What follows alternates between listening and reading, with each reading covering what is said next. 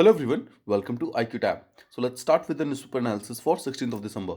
Before that, if you want the PDF of this video, you can go to Telegram and search for IQ Tab official. आपको वहाँ पर इसकी PDF मिल जाएगी. Let's first of all understand कि आज हमें कौन कौन से न्यूज़ को डिस्कस करना है. First of all, we'll talk about sustainable semiconductor and display ecosystem. Now इस पर्टिकुलर सेक्टर को प्रमोट करने के लिए गवर्नमेंट ऑफ इंडिया ने कुछ पैसे भी रिसेंटली इन्फ्यूज़ किए हैं इस सेक्टर में. हम उसके बारे में बात करेंगे. Second, will talk about article 370.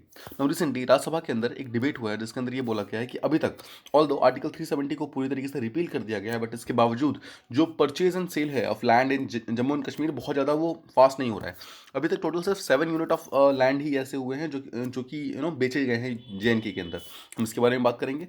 Then will talk about Ramna Kali Mandir which is located in Bangladesh.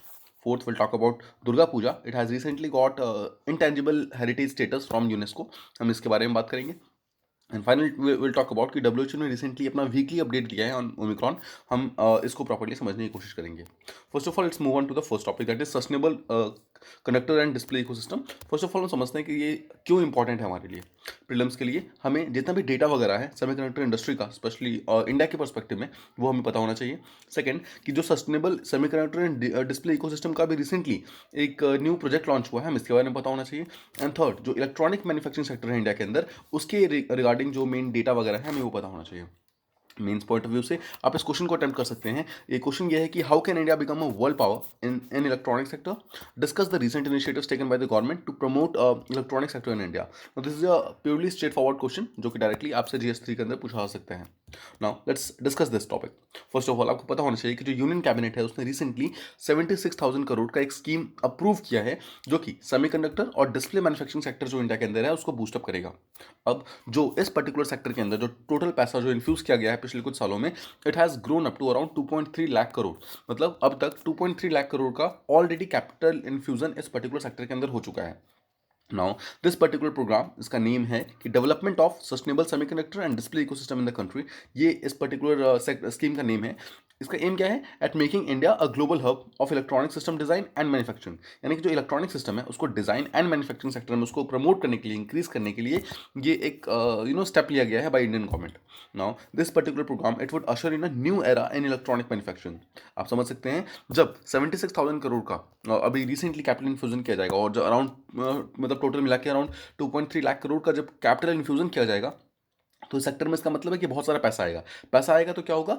It can prove to be a globally competitive incentive package. मतलब जो इंडियन गवर्नमेंट ने प्रोवाइड किया है बहुत ही वाइड इंसेंटिव पैकेज है जो कि जितने भी इन्वेस्टर्स हैं जो स्टार्टअप खोलना चाहते हैं इस पर्टिकुलर सेक्टर में उनको काफ़ी हेल्प करेगा. सेमीकंडक्टर की फील्ड में, डिस्प्ले मैन्युफैक्चरिंग के फील्ड में और इन पर्टिकुलर चीज़ों के डिज़ाइन के फील्ड में. ठीक है. इसके अलावा द स्कीम जो है वो 50% का फिजिकल सपोर्ट प्रोवाइड कर रहा है. मतलब जो सेंट्रल गवर्नमेंट है, कोई भी ऐसा पर्सन जो कि स्टार्टअप स्टार्ट करेगा उसका आधा पैसा यानी कि 50% पैसा है वो स्टार्टिंग में सेंट्रल गवर्नमेंट पे करेगी पूरे के पूरे प्रोजेक्ट कॉस्ट का. आई होप आपको समझ आ रहा होगा. यानी कि कोई भी पर्टिकुलर पर्सन अगर कोई सेमीकंडक्टर यूनिट खोलता है या फिर कोई डिस्प्ले फैब्रिकेशन का यूनिट खोलता है तो उसको लगाने में जितना ही पैसा आएगा उसमें 50% वो खुद अपना पैसा लगाएगा और जो बाकी आधा पैसा है 50% है वो सेंट्रल गवर्नमेंट देगी. ऑब्वियसली लोन की तरह देगा, मतलब बहुत ही चीप लोन देगा. इसके अलावा यूनियन गवर्नमेंट स्टेट के साथ काम करेगा और हाईटेक क्लस्टर्स बनाने की कोशिश करेगा. हाईटेक क्लस्टर्स का मतलब होता है कि ऐसे प्लेसेस बनाने की कोशिश करेगा, ऐसे पार्क्स बनाने की कोशिश करेगा जहां पर ये सेमीकंडक्टर और डिस्प्ले का जो इकोसिस्टम है वो इंक्रीज हो सके, वो थ्राइव कर सके. जैसे वहाँ पे लैंड, जितना भी लैंड वगैरह है कुछ लैंड को डेजिग्नेट कर दिया जाएगा. इसके अलावा जो सेमीकंडक्टर में जो वाटर, जो एक particular type of water use होता है इसको प्रॉपर्ली बनाने के अंदर, उन सब चीज़ों का एक प्रॉपर इकोसिस्टम वगैरह क्रिएट किया जाएगा एक पर्टिकुलर जगह पर ताकि वहाँ पर डिफरेंट बिजनेसेस आ सके और वहाँ पे अपना काम कर सके. इसके अलावा इंडिया ने अपना इंडिया सेमीकंडक्टर मिशन स्टार्ट किया है जो कि एक लॉन्ग टर्म स्ट्रेटजी के साथ स्टार्ट होगा और वो सस्टेनेबल सेमीकंडक्टर और डिस्प्ले इकोसिस्टम को प्रमोट करने के लिए काम करेगा. ठीक है. जो इंडिया सेमीकंडक्टर मिशन है वो it will be led by global experts, यानी कि ग्लोबल लेवल पे जो ऑलरेडी प्रूवन एक्सपर्ट्स हैं जो बाकी कंट्रीज के अंदर है उनको लेकर आया जाएगा और वो इस पर्टिकुलर मिशन को लीड करेंगे ताकि इंडिया के अंदर जो सेमीकंडक्टर और डिस्प्ले इंडस्ट्री है उसको इंक्रीज किया जा सके. और इस पर्टिकुलर इंडिया सेमीकंडक्टर मिशन को it will act as a nodal agency, जो कि ये जो हमारा जो स्कीम है ये development of sustainable semiconductor and display ecosystem, उस चीज़ को ये प्रॉपर्ली स्मूथ फंक्शनिंग के लिए, स्मूथ इंप्लीमेंटेशन के लिए ये इंडिया सेमीकंडक्टर मिशन इस पर्टिकुलर चीज़ के लिए काम करेगा. आई होप आपको ये चीज समझ आ रही होगी. Now it will propel innovation and build domestic capacities to ensure that the digital sovereignty of India वो इंक्रीज हो. मतलब हमारे यहाँ पे ऑब्वियसली इनोवेशन इंक्रीज होगा. अगर हमारे इंडिया के अंदर ही सेमीकंडक्टर और जो डिस्प्ले इकोसिस्टम में बनना स्टार्ट हो जाएगा तो क्या होगा, डिजिटल सॉवरेनिटी ऑफ इंडिया के अंदर आएगी. मतलब हम किसी और पर्टिकुलर कंट्री पर डिपेंडेंट नहीं होंगे इन सब चीज़ों के लिए. जैसे हम चाइना के ऊपर डिपेंडेंट है, यूएसए के ऊपर डिपेंडेंट है, ये हमारी डिपेंडेंसी खत्म हो जाएगी. अब हम अपना सेमीकंडक्टर डिजाइन खुद बना सकते हैं और हमें हमें बाहर से इंपोर्ट करने की अब जरूरत नहीं पड़ेगी. उसका एक फायदा ये भी होगा कि हाई स्किल्ड एम्प्लॉयमेंट क्रिएट होगी हमारे इंडिया के अंदर ही. नाउ अभी जो इलेक्ट्रॉनिक मैन्युफैक्चरिंग सेक्टर का टोटल वो है, टोटल जो नेट वर्थ है, it has increase to around $75 billion over the past few years. मतलब इंक्रीज हो गया है. और अगर पिछले 6 साल के अंदर देखें हम तो अराउंड हम $300 बिलियन से ज़्यादा का ऑलरेडी बिजनेस कर चुके हैं. मतलब $300 बिलियन से ज़्यादा का इन्वेस्टमेंट ऑलरेडी इस पर्टिकुलर सेक्टर के अंदर आ चुका है. नाउ जितने भी स्टार्टअप्स हैं जो कि इस पर्टिकुलर सेक्टर में काम करना चाहते हैं, उसमें एक अपॉर्चुनिटी की तरह आएगा. मतलब इन स्टार्टअप्स के लिए अपॉर्चुनिटी क्या आएगा कि वो सेमीकंडक्टर के डिजाइन के अंदर आ सकते हैं और वहां पर अपना खुद का कंपनी बिल्डअप कर सकते हैं. यहाँ पर जब भी वो कंपनी बिल्ड करेंगे तो जैसा हमने बात किया, गवर्नमेंट यहाँ पर 50% जो एक्सपेंसेस हैं वो गवर्नमेंट पे करेगी. ठीक है. इससे देखो फायदा क्या होगा, फायदा ये होगा कि बहुत सारे लोग जो है जो सेमीकंडक्टर डिजाइन के अंदर आना चाहते हैं but may be due to lack of money या फिर लैक ऑफ सपोर्ट वो नहीं आ पा रहे. यहाँ पर 35,000 तो directly high quality direct jobs मिलेगी. मतलब जो स्टार्टअप वगैरह स्टार्ट होंगे अराउंड 35,000 के आसपास में. बट इसके अलावा अराउंड 1 लाख लोगों को इनडायरेक्ट एम्प्लॉयमेंट मिलेगी जो उन पर्टिकुलर फैक्ट्रीज वगैरह में काम करेंगे. ठीक है. And this can go beyond 1 lakh people. मतलब बहुत ज़्यादा लोग को यहाँ पे एम्प्लॉयमेंट मिलेगी जो कि इन पर्टिकुलर फैक्ट्रीज में या फिर कंपनीज में काम करेंगे. Now, the scheme was expected to attract investment of around 1.67 lakh crores. Around 1.67 lakh crore का इन्वेस्टमेंट आएगा इसमें, ऐसा गवर्नमेंट का मानना है. और इट विल इंक्रीज टू, यानी कि ये जो 1.67 लाख करोड़ का जो इन्वेस्टमेंट आएगा it will increase to around 9.5 lakh crore.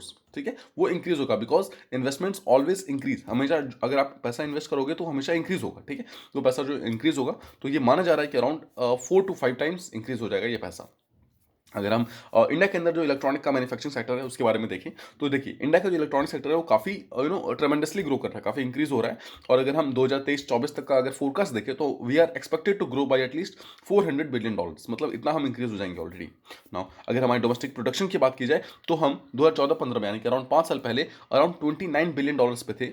और अभी हम 2019-20 के अंदर अराउंड $70 बिलियन पे ऑलरेडी पहुंच चुके हैं जो कि annual growth rate around 25% show कर रहा है. मतलब हम हर साल पिछले साल से 25% से ज़्यादा का ग्रो कर रहे हैं. मतलब this is a brilliant achievement in this particular field. इसके अलावा most of this production takes place in the final assembly units. आपको ध्यान रखना है फाइनल असेंबली यूनिट्स बहुत इंपॉर्टेंट है. क्यों? देखिए सेमीकंडक्टर एक ऐसी चीज़ है जहां पे डिफरेंट पार्ट्स को कंबाइन करके एक पर्टिकुलर यूनिट बनाया जाता है. नाउ जो अलग अलग पार्ट्स हैं जरूरी नहीं है कि वो सारे के सारे पार्ट्स इंडिया के अंदर ही बनेंगे. कुछ पार्ट्स हम कहीं से किसी और कंट्री से इंपोर्ट करते हैं.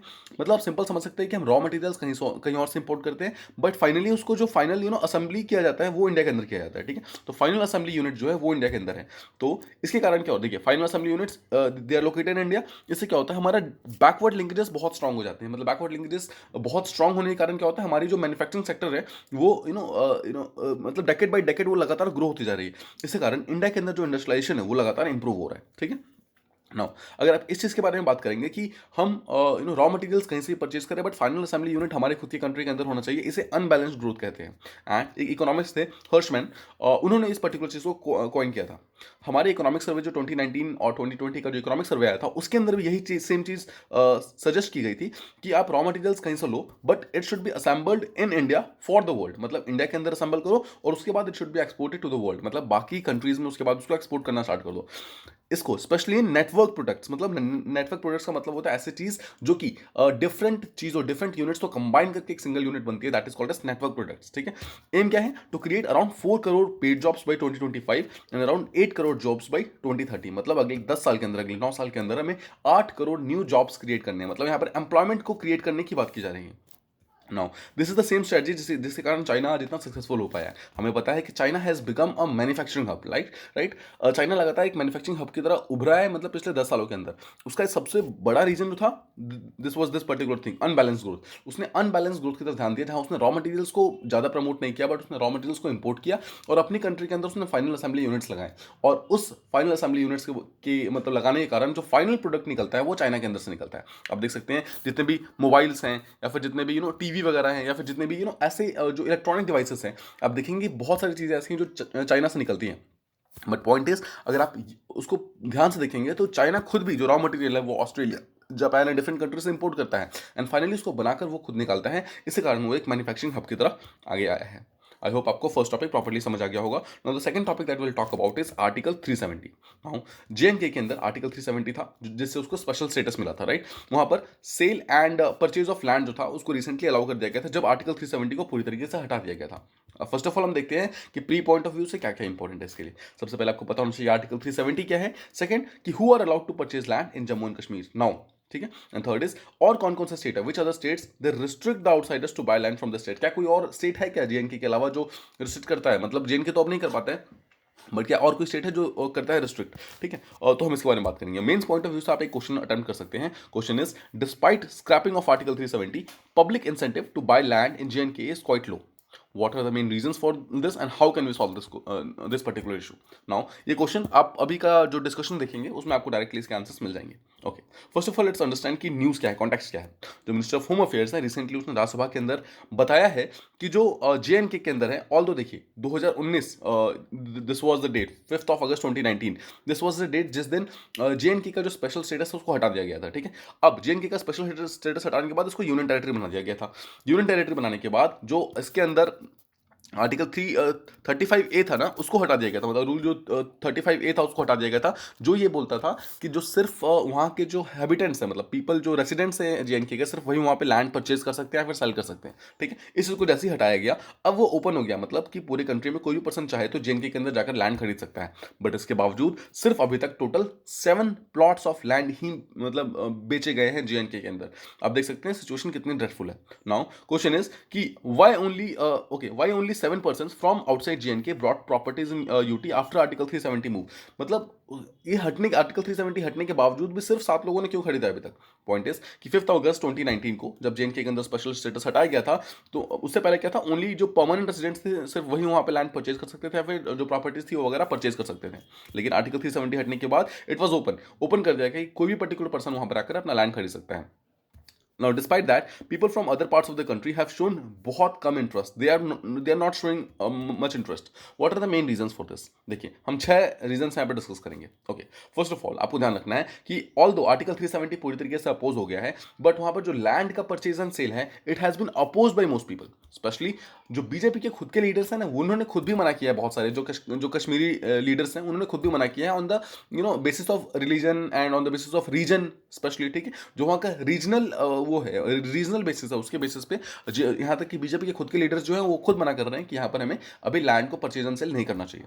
सेकंड इज कि बहुत सारे people from outside of the JNK हैं उनको एग्रीकल्चर लैंड खरीद कर उसको नॉन एग्रीकल्चर यूसेज के लिए यूज करने की मनाही है। मतलब आप जेएनके के अंदर जाके कोई एग्रीकल्चर लैंड खरीद के उसको नॉन एग्रीकल्चर पर्पस के लिए यूज नहीं कर सकते हो। तो ये एक बहुत बड़ा प्रॉब्लम है, बिकॉज जेएनके के अंदर जो नीचे फर्टाइल लैंड है वो काफी सारा, वो फर्टाइल लैंड आप खरीद ही नहीं सकते हो आप वहाँ पे इंडस्ट्रीज वगैरह लगाने के लिए, ठीक है। आई होप आप समझ रहे हो। थर्ड इज, सबसे बड़ी प्रॉब्लम यह है कि जेएनके का जो लॉ एंड ऑर्डर सिचुएशन है वो इतना खराब है कि no one wants to purchase properties in troubled areas. Obvious सी बात है, कौन चाहेगा कि आज हम कुछ बना रहे हैं कल वो टूट जाए, राइट। फोर्थ इज कि इंडस्ट्रियलिस्ट जो है वो इंटरेस्टेड नहीं है जेएनके में, बिकॉज उन्हें लगता है वहाँ प्रॉफिट नहीं मिलेगा, बिकॉज वहाँ के लोग जो है बहुत ज़्यादा इंटरेस्टेड नहीं है इन सब चीज़ों में। वहाँ पे एक थ्राइविंग मार्केट नहीं है, ठीक है। वहाँ पे एक मार्केट नहीं, उसके कारण यहाँ पे एक प्रॉब्लम क्रिएट हो सकती है।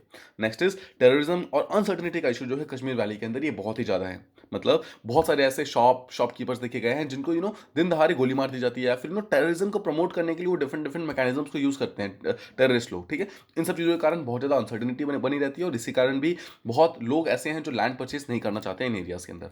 Next is and the final one is कि कोरोना वायरस और लॉकडाउन के कारण भी बहुत सारे लैंड अभी भी अनपरचेज रह चुके हैं। नाउ इसको समझिए, 2019 के अगस्त में ये स्क्रैप हुआ था, आर्टिकल 370 स्क्रैप हुआ था। उसके बाद देखिए अगस्त के बाद अराउंड 5 महीने मिलते हैं जो कि 2019 खत्म होता है, ठीक है। और मार्च 2020 आते आते तो कोविड आ गया, राइट। मार्च 2020 में कोविड आ गया। उसके बाद we are still grappling with Covid, हम अभी तक कोविड से पूरी तरीके से निकल नहीं पाए। तो उसके बाद एक्चुअली पिछले 2 साल से तो हम कोविड में हैं, तो ये भी एक बहुत बड़ा रीजन है, इसके कारण कोई भी लैंड परचेज नहीं किया गया। नाउ लेट्स अंडरस्टैंड कि और कौन कौन से स्टेट्स हैं जहां पर outsiders they are restricted from buying the land. Now you would be surprise to know that J and K is not the only state जहां पर लैंड परचेज करना मना है। इसके अलावा और भी बहुत सारे स्टेट है जहां पर आउटसाइडर्स जाकर लैंड परचेज नहीं कर सकते। The first and the foremost is Himachal Pradesh, second is Sikkim. Sikkim को आर्टिकल 371F के अंदर ये स्पेशल स्टेटस मिला है, जहां पर उसके अंदर एक क्लॉज लिखा हुआ है कि कोई भी आउटसाइडर जाकर वहां पर डायरेक्टली लैंड परचेज नहीं कर सकता है। हिमाचल प्रदेश के अंदर एक स्टेट का लॉ बनाया गया है, उसके तहत ये मना कर दिया गया है। नागालैंड के अंदर article 371A of the constitution जो है वो मना करता है कि आप वहां पर डायरेक्टली जाकर परचेज नहीं कर सकते लैंड को। इसके अलावा कुछ जो 6 शेड्यूल के अंदर कुछ स्टेट्स हैं, जैसे कि असम, मेघालय, त्रिपुरा और मिजोरम, ये 4 हैं। इसके अलावा वेस्ट बंगाल के अंदर जो दार्जिलिंग का एरिया है, ये 5 ऐसे एरियाज है जहां पर आप डायरेक्टली जाकर लैंड परचेज नहीं कर सकते हैं। इसके अलावा अरुणाचल प्रदेश में आप जाकर लैंड परचेज नहीं कर सकते डायरेक्टली। और कुछ ट्राइबल एरियाज है, जैसे कि झारखंड के अंदर, उड़ीसा के अंदर, आंध्र प्रदेश के अंदर, तेलंगाना, मध्य प्रदेश एंड छत्तीसगढ़, यहाँ पर जाकर आप लैंड परचेज नहीं कर सकते। नाउ माइंड यू कि जो लास्ट पर्टिकुलर पॉइंट है, यहाँ पर इन सब स्टेट्स में लैंड परचेज करने की मनाही नहीं है, बट आप सिर्फ लैंड वहां परचेज नहीं कर सकते जो कि ट्राइबल एरियाज है, ठीक है। जहां पर ट्राइब्स, वहां पर जहां के इनहैबिटेंट्स हैं, वहां जाकर आप डायरेक्टली लैंड परचेज नहीं कर सकते हैं। बाकी जो कॉमन एरियाज है वहां जाकर आप लैंड परचेज कर सकते हैं, ठीक है। आई होप आपको ये टॉपिक प्रॉपर्ली समझ आ गया होगा। Now the next topic that will be discussing about is Shri Ramna Kali Mandir. No let's first of all understand कि ये इंपॉर्टेंट क्यों है हमारे लिए। सबसे पहले कोई भी ऐसा टेंपल वगैरह कोई आता है तो प्रीलिम्स पॉइंट ऑफ व्यू से आपको उसकी लोकेशन, उसकी कंट्री, उसका एग्जैक्ट लोकेशन ये सब पता होना चाहिए। सेकंड इज कि उस टेंपल को किसने बनाया था, क्या उसकी कल्चरल इंपॉर्टेंस है, क्या उसकी हिस्टोरिकल इंपॉर्टेंस है, ये आपको सब पता होना चाहिए। थर्ड इज इस पर्टिकुलर टेंपल की इंपॉर्टेंस क्या है, और रमना काली टेंपल की। एंड फोर्थ इज कि इंडिया इसको रिसेंटली रेनोवेट कर रहा है, क्यों रेनोवेट कर रहा है, what is the main reason. Now mains point of view से आप एक क्वेश्चन का आंसर कर सकते हैं। Question is India is trying to ascertain its hegemony by restoring and building buildings, ठीक है, of cultural importance in its neighbouring countries. आसपास की कंट्री में जाकर उनका जो भी कल्चरल इंपॉर्टेंट बिल्डिंग्स हैं उसको बनाने की कोशिश कर रहे हैं। How can this step help in building trust for India in Indo Pacific region, कैसे इंडिया से अपनी जो सॉफ्ट पावर है, हेजेमनी है, उसको इंक्रीज कर सकते हैं, ठीक है। Now let's discuss this.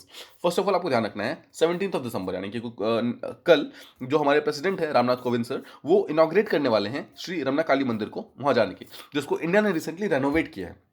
आपको ध्यान रखना है इंडिया ने रेनोवेट किया है, ये एक्चुअली बांग्लादेश के अंदर प्रेजेंट है। और इसको जब 1971 में जो बांग्लादेश लिबरेशन वॉर हुआ था उसके अंदर पाकिस्तानी फोर्सेस ने इसको कंप्लीटली डिस्ट्रॉय कर दिया था। आई होप आपको यहाँ पे समझ आ रहा होगा कि इसको रिस्टोर किया जा रहा है इंडिया के द्वारा, बट इसको डिस्ट्रॉय किया गया था पाकिस्तानी फोर्सेस के द्वारा 1971 में जो बांग्लादेश लिबरेशन वॉर हुआ था, ठीक है।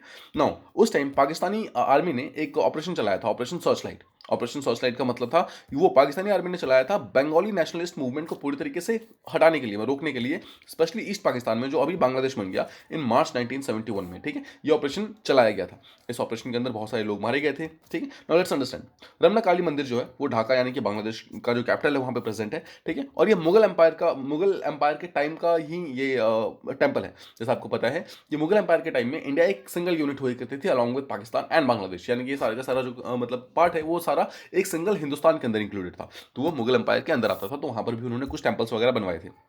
Now it was also known as Ramna Kalibari, ठीक है। रमना कालीबरी उस पर्टिकुलर प्लेस की इंपॉर्टेंस है, इसलिए उसको बोला जाता है। Now it is dedicated to Hindu goddess Kali Mata के नाम पर ये पर्टिकुलर टेंपल है। बट इस टेंपल को 27 मार्च 1971 को डिस्ट्रॉय कर दिया गया था बाय द पाकिस्तानी आर्मी, जब बांग्लादेश लिबरेशन वॉर चल रहा था।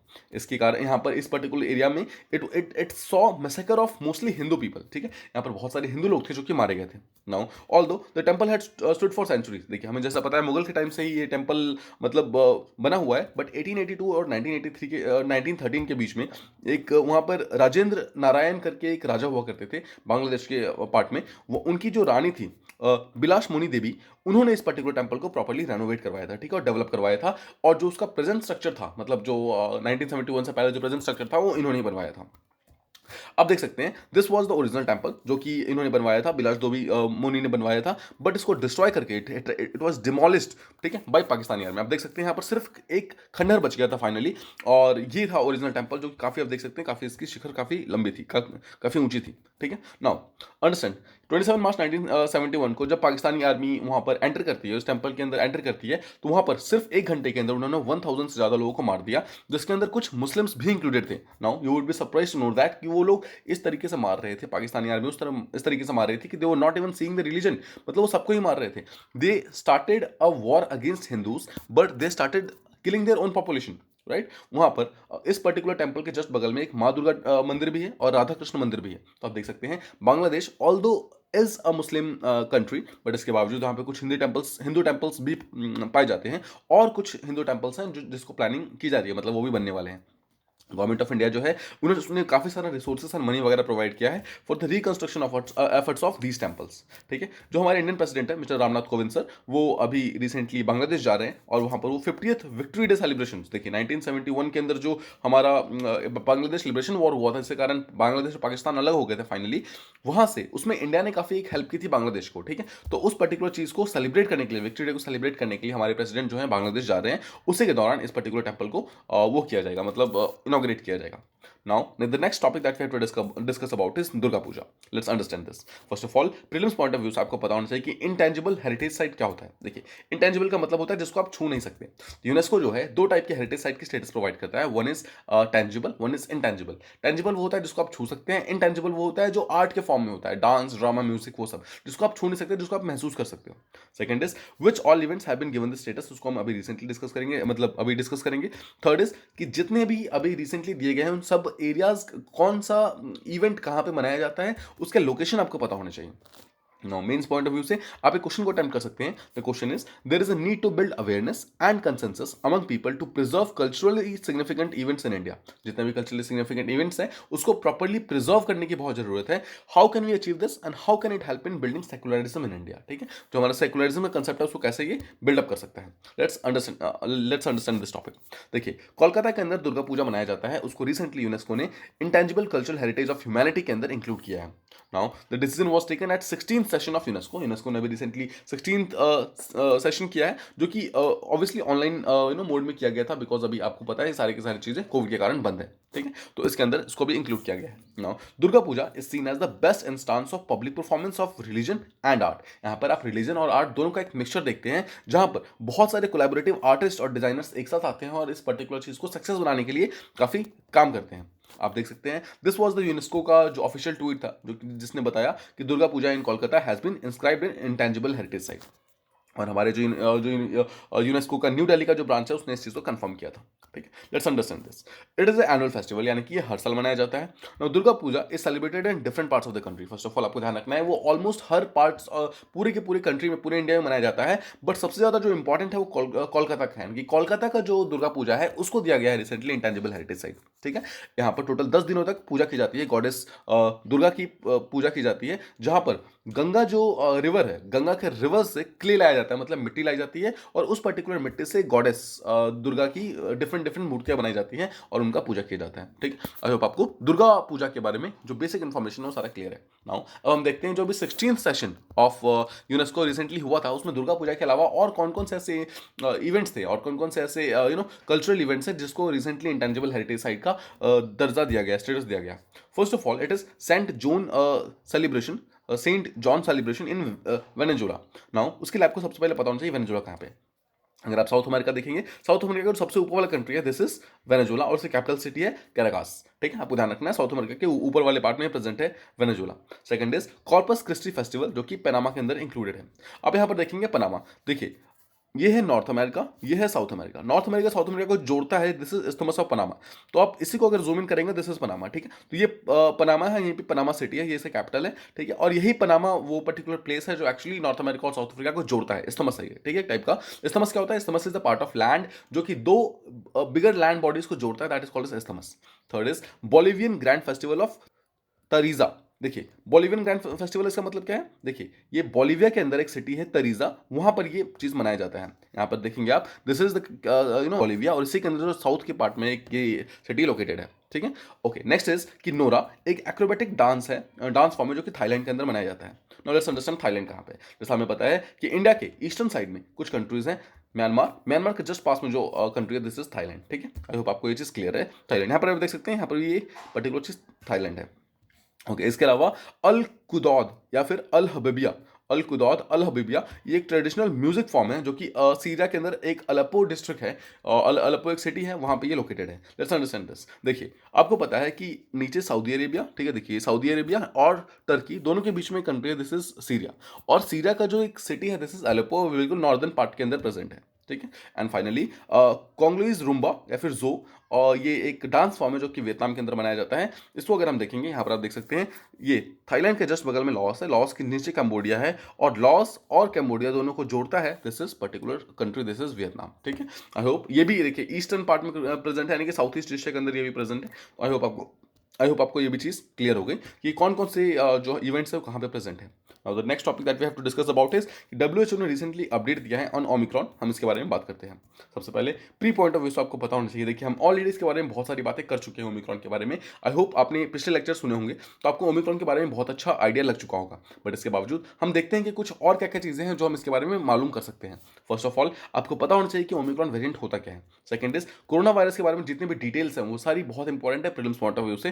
Third is WHO, world health organisation के बारे में जो भी इंफॉर्मेशन है वो आपको पता होना चाहिए। And fourth is GISIAD, GCRD एक टाइम की बॉडी है जो कि 2008 के अंदर बनाई गई थी डिफरेंट जो भी कोई वायरस वगैरह है उसको प्रॉपर्ली रिसर्च करने के लिए। तो इसके बारे में हम प्रॉपर्ली बात करेंगे। मेन्स पॉइंट ऑफ व्यू से आप एक क्वेश्चन अटेम्प्ट कर सकते हैं। क्वेश्चन इज कि India and the world is still struggling from corona virus, what new initiatives and steps can we take to avoid such impacts of pandemic in the future. कि अभी भी हम Covid के चपेट में फंसे हुए हैं, तो हम अगली बार कोई अगर ऐसा कोई पर्टिकुलर वायरस आता है तो हम उसे कैसे डील कर सकते हैं, वो ये चीज़ आपको कुछ आइडियाज वगैरह इसके देने हैं। WHO को क्या अपडेट है ऑन ओमिक्रॉन, उससे देखते हैं।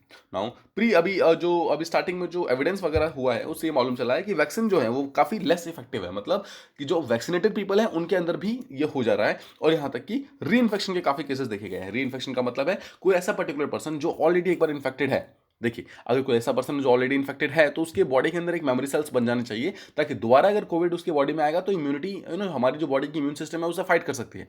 बट द पॉइंट इज कि ये जो है री इन्फेक्शन कर सकता है, मतलब हमारी बॉडी की इम्यूनिटी को स्केप करके, मतलब इम्यूनिटी जितनी मर्जी रोकने की कोशिश कर रही है, रुक नहीं रहा है, और दोबारा ये एक पर्टिकुलर पर्सन को इन्फेक्ट कर सकता है जो कि ऑलरेडी अभी इन्फेक्टेड था। थर्ड इज कि अभी डेटा और ज़्यादा इंक्लूडेड, बहुत ज़्यादा डेटा अभी चाहिए, बिकॉज अभी हमने जितना देखा है ओमिक्रॉन को उसके हिसाब से हम अभी फाइनल डेटा नहीं बता सकते, एक फाइनल चीज़ नहीं बोल सकते कि फाइनल पिक्चर क्या है ओमिक्रॉन के बारे में।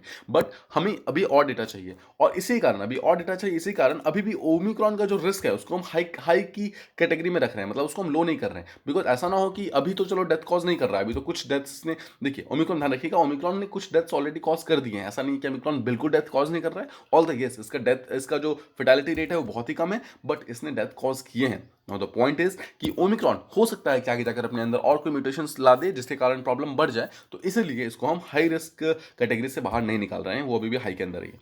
पहली बार जब से डेल्टा वेरिएंट ऑफ कंसर्न बना था अप्रैल 2021 के अंदर, तब से क्या हुआ है, डेटा सीक्वेंस जो लगातार इंक्रीज होता जा गया है, मतलब लगातार इंक्रीज हो रहा है। और फॉर द फर्स्ट टाइम अभी रिसेंटली लास्ट वीक में जब से ओमिक्रॉन आया है तब से देखा गया है कि डेल्टा वीक जो है पहली बार डिक्लाइन हुआ है। ठीक है, तो आपको ध्यान रखना है डेल्टा वेरिएंट हल्का हल्का धीरे धीरे वीकन हो रहा है।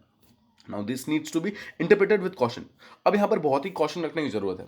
अब अगर आप ये देखेंगे कि डेल्टा वेरिएंट लगातार नीचे हो रहा है, ओमिक्रॉन बढ़ रहा है, तो लोग क्या करेंगे, जितने कंट्रीज है ओमिक्रॉन की जो टेस्टिंग है उसको इंक्रीज कर देंगे और डेल्टा वेरिएंट की टेस्टिंग को डिक्रीज कर देंगे। बट अगर हमने डेल्टा वेरिएंट की टेस्टिंग को डिक्रीज कर दिया तो उससे क्या होगा, क्या उससे डेल्टा वेरिएंट खत्म हो जाएगा? जी नहीं, बिल्कुल भी नहीं। हमें अभी टेस्टिंग को अभी भी टॉप क्लास रखने की जरूरत है, बिकॉज अभी हमें कैसे म्यूटेट कर रहा है डेल्टा वेरिएंट, ओमिक्रॉन वेरिएंट, और कोई भी अगर न्यू वेरिएंट आ रहा है, हर एक पर्टिकुलर वेरिएंट को प्रॉपर्ली टेस्ट आउट करने की जरूरत है अभी के टाइम में। ठीक है, नाउ डेल्टा वेरिएंट अभी भी it is still dominant, although ये कम हो रहा है बट अभी भी ये डोमिनेंट है। और कितना डोमिनेंट आप इससे एक गेस ले सकते हैं कि स्टिल टोटल में से 99.2% जो केसेस आ रहे हैं कोविड के, they are still affected by delta variant. ठीक है, तो आप देख सकते हैं कितने ज्यादा अभी भी लोग ऐसे हैं जो कि डेल्टा वेरिएंट से अफेक्ट हो रहे हैं। नाउ अब हम GCRD के बारे में बात करेंगे। देखिए, GCRD है क्या? GCRD एक बॉडी है, global science database type of है, जो इन सब चीज़ों को सीक्वेंस कर रहा है। तो हम GCRD के बारे में देखते हैं। फर्स्ट ऑफ ऑल इसका फुल फॉर्म क्या है? Global initiative on sharing all influenza data. ठीक है, जितने भी इन्फ्लुएंजा, आपको ध्यान रखना है, ये सिर्फ कोविड के लिए नहीं है, जितने भी टाइप के इन्फ्लुएंजा होते हैं इन सब चीज़ों से फाइट करने के लिए GCRD को बनाया गया था। ये WHO ने इसको एक पब्लिक प्लेटफॉर्म की तरह बनाया था 2008 के अंदर। तो आपको ध्यान रखना है, ये कोई रिसेंट बॉडी नहीं है, 2008 के अंदर इसको बनाया था। Now it is alternative to public domain sharing model. इससे पहले क्या होता था, कोई भी पर्टिकुलर कंट्री जहां पर कोई भी न्यू वायरस आता था उसको शेयर करने के लिए वो इस पब्लिक डोमेन शेयरिंग मॉडल के ऊपर वो शेयर करती थी। बट जब से WHO ने GCRD बनाया तब से GCRD के ऊपर शेयर होना स्टार्ट हो गया। ठीक है, इससे क्या होता है, साइंटिस्ट टू साइंटिस्ट जो है इन्फॉर्मेशन इजिली ट्रांसफर होती है, और एक पर्टिकुलर साइंटिस्ट अगर उसने कुछ लेवल तक रिसर्च कर लिया है तो जो सेकंड साइंटिस्ट है वो वहीं से उस रिसर्च को स्टार्ट करता है, वो जीरो से स्टार्ट नहीं करता है। देखिए, 2010 में जर्मनी को इस पर्टिकुलर GCRD का ऑफिशियल होस्ट बना दिया गया था, मतलब ऑफ जीसीआर का जितना भी हेडक्वार्टर वगैरह है वो सबके सब जर्मनी के अंदर प्रेजेंट है। और 2013 के अंदर यूरोपियन कमीशन ने रिकॉग्नाइज कर लिया जीसीआर को as a research organization and partner in PREDEMICS consortium. PREDEMICS क्या है, देखिए, preparedness, prediction and prevention of emerging zoonotic virus with pandemic potential, जो कि मल्टी डिसिप्लिनरी अप्रोच यानी कि अलग अलग अप्रोच को यूज करके इन पर्टिकुलर चीजों को फाइट करने की कोशिश करता है। कोई भी ऐसा जूनोटिक वायरस यानी कि जो एनिमल से ह्यूमन में आ सकता है वो क्या पैंडेमिक क्रिएट कर सकता है, क्या उसके अंदर इतना पोटेंशियल है कि वो पैंडेमिक क्रिएट कर सकता है, इस चीज के बारे में प्रॉपर्ली रिसर्च करता है जीसीआर। आई होप आपको इसके बारे में क्लियर है। Now will talk about world health organisation. ये यूनाइटेड नेशन की स्पेशलाइज्ड एजेंसी है जो कि 1948 में इसको बनाया गया था। ध्यान रखिएगा, यूनाइटेड नेशन को 1945 में बनाया गया था, ठीक, 1945 में बनाया गया था, और डब्ल्यूएचओ को 1948 में बनाया गया था। इसका जो हेडक्वार्टर है it is located in Geneva, that is in Switzerland. इसमें टोटल 194 मेंबर स्टेट्स हैं, अराउंड 150 कंट्री के अंदर इसके ऑफिसर्स प्रेजेंट हैं, और अराउंड 6 इसके रीजनल ऑफिस हैं।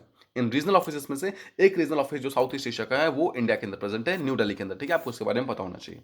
नाउ एक इंटर गवर्नमेंटल ऑर्गेनाइजेशन है। इंटर गवर्नमेंटल ऑर्गेनाइजेशन का मतलब ये होता है जहां पर बहुत सारी डिफरेंट गवर्नमेंट बॉडीज जो है वो एक साथ आकर कोई चीज एक बॉडी बनाती है जो कि कोलैबोरेट करती है with the member states through their ministry of health. यानी कि जिस पर्टिकुलर कंट्री के साथ भी डब्ल्यूएचओ कोलैबोरेट करेगा वो उस पर्टिकुलर कंट्री के मिनिस्ट्री ऑफ हेल्थ के साथ कोलैबोरेट करेगा। मतलब अगर डब्ल्यूएचओ इंडिया के अंदर कोई इनिशिएटिव लॉन्च करना चाहता है वो तो minister of health of India से डायरेक्टली बात करेगा, वो जाकर मिनिस्टर ऑफ एक्सटर्नल अफेयर्स है फिर मिनिस्टर ऑफ होम अफेयर्स से डायरेक्टली बात नहीं करेगा, ठीक है। नाउ डब्ल्यूएचओ है जो एक लीडरशिप की तरह प्रोवाइड करता है ऑन ग्लोबल हेल्थ मैटर्स। किसी भी टाइप का कोई भी डेटा आपको चाहिए, ठीक है, उन सब चीज़ों के लिए आपको एक लीडर की तरह डब्ल्यूएचओ देखता है। Now setting norms and standards, कोई भी स्टैंडर्ड्स वगैरह सेट करने हैं, कोई एविडेंस चेक करना है किसी पर्टिकुलर डिजीज का या फिर कितना इंक्रीज हो रहा है कितना डिक्रीज हो रहा है, किसी चीज़ को मॉनिटर करना है, असेस करना है किसी हेल्थ ट्रेंड्स को, ये सब का सब डब्ल्यूएचओ प्रॉपर्ली करता है। नाउ आपको ध्यान रखना है 1948 में आने के बाद ये 7th ऑफ अप्रैल 1948 को ये स्टार्ट हुआ था, और this 7th of April that is why is celebrated as world health day because इस दिन डब्ल्यूएचओ का फंक्शनिंग स्टार्ट हुआ था, ठीक है। आई होप ये चीज क्लियर है। नाउ इंडिया का रिलेशनशिप देखते हैं डब्ल्यूएचओ के साथ। इंडिया देखिए 7th ऑफ अप्रैल 1948 को ये बना था, लेकिन उससे पहले जब 1948 में आ चुका था उसके बाद ही 12th ऑफ जनवरी 1948 को ही इंडिया ने इस पर्टिकुलर डब्ल्यूएचओ को रेटिफाई कर दिया था और साइन भी कर दिया था। नाउ जैसा हमने बात की टोटल इसके देखिए 6 इसके रीजनल ऑफिस है, उसमें से एक जो रीजनल ऑफिस है साउथ ईस्ट एशिया का वो इंडिया के अंदर प्रेजेंट है, दैट इज न्यू दिल्ली के अंदर प्रेजेंट है। देखिए टोटल 2 ऐसी बीमारियां थी, स्मॉल पॉक्स और पोलियो, जिसको इरेडिकेट करने में, खत्म करने में इंडिया ने डब्ल्यूएचओ की हेल्प की थी। स्मॉल पॉक्स की बात करें तो 1967 में इंडिया के अंदर around 65% of the global cases small pox के हुआ करते थे। 1967 के अंदर ही, मतलब उसी साल डब्ल्यूएचओ ने इंडिया के अंदर एक intensified small pox eradication programme launch कर दिया, और एक्जैक्टली 10 साल के बाद यानी कि 1977 में इंडिया से पूरी तरीके से स्मॉल पॉक्स इरेडिकेट हो गया, ठीक है। आई होप आपको ये चीज क्लियर है। स्मॉल पॉक्स 1967 होते होते हम पूरे इंडिया के पूरे वर्ल्ड लेवल पे 65% केसेस हमारे अंदर थे, और 10 साल के अंदर 1977 में with the help of WHO and ministry of health of India ये जो स्मॉल पॉक्स था वो पूरी तरीके से खत्म हो गया, ठीक है। Second is polio. पोलियो की अगर बात करेंगे तो 1988 आते आते हमारे जो पोलियो के केसेस तो काफी इंक्रीज हो गए थे।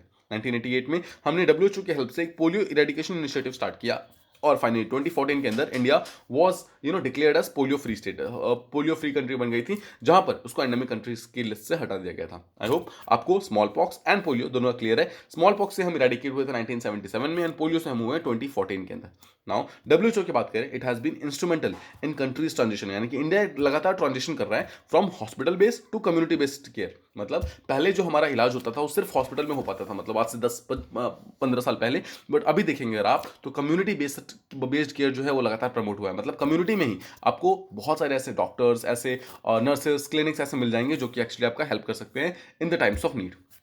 डब्ल्यूएचओ का एक कंट्री कॉपरेशन स्ट्रेटजी साइन की थी डब्ल्यूएचओ ने इंडिया के साथ में 2012 से लेकर 2017 के बीच में, जो कि एक तो डब्ल्यूएचओ ने साइन किया था, जो डब्ल्यूएचओ का एक बॉडी है, WHO country office for India, और सेकंड इंडिया की तरफ से ministry of health and family welfare ने इस पर्टिकुलर चीज को साइन किया था। आई होप आपको ये पर्टिकुलर टॉपिक जितने भी बाकी टॉपिक्स हमने डिस्कस किए हैं वो प्रॉपर्ली समझ आ गए होंगे। अगर आपको सारा समझ आ गया है तो आज के क्वेश्चन जो रिविजन के फॉर्मेट में आप उसको ट्रू या फॉल्स के फॉर्म में आंसर दे सकते हैं। फर्स्ट क्वेश्चन इज कि semiconductor domestic production in India has reached more than $100 billion by 2020। Second is Arunachal Pradesh have का जो स्टेट लॉज है they do not allow the buying of land by outsiders. Third is Shri Ramna Mandir is located in West Bengal which was destroyed in 1971 का जो Bangladesh liberation war हुआ था। Fourth is Nora dance it belongs to Vietnam. Fifth is GCR was formed in 2020 to fight covid virus.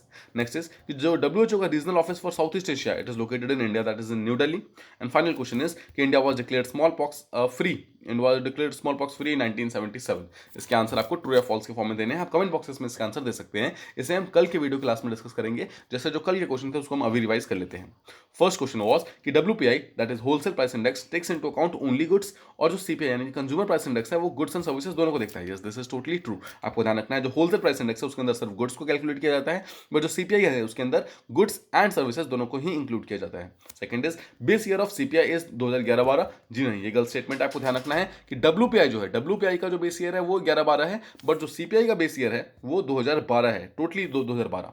ठीक है. Next is चांगला पास is in Uttarakhand. जी नहीं, गलत statement है. चांगला पास एक्चुअली JNK के अंदर है. ठीक है, JNK के अंदर है, वहीं पे आपको मालूम होना चाहिए. ये ईस्टर्न साइड के अंदर प्रेजेंट है JNK के.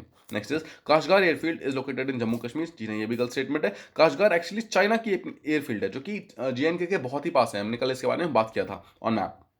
Next is United nation security council और यूनाइटेड नेशन जनरल असेंबली का जो मेंबरशिप है वो सेम है. जी नहीं, गलत स्टेटमेंट है. आपको याद होगा यूनाइटेड नेशन जनरल असेंबली में अराउंड 190 से ज्यादा कंट्रीज है, 190 प्लस कंट्रीज है, but United nation security council के अंदर टोटल जो मेंबर्स है वो दे आर ओनली 15, जिसमें से 5 परमानेंट है और 10 नॉन परमानेंट मेंबर्स हैं, जिसमें से इंडिया भी फिलहाल के लिए इन 2 सालों के लिए मेंबर बना है.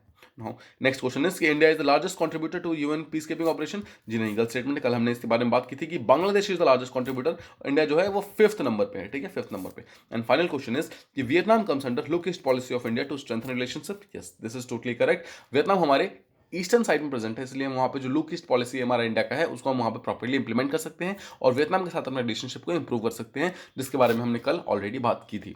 I hope you liked the video. If you liked it, please do like, share and subscribe, and thank you so much for listening.